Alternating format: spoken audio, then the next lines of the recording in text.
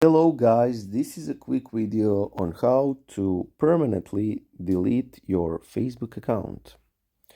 So you can do this from your PC, from your phone, Android, iPhone, doesn't matter, it's all the same. You're gonna go on your profile, then you're gonna go to settings and privacy, and then you're gonna click on settings. When you click on settings, you can try and find the option here, but Facebook just made it so much simpler with this search bar on settings search bar. So you're gonna type in delete. And when you type in delete, you're gonna get delete, profile, and information. You can deactivate account or you can delete the account.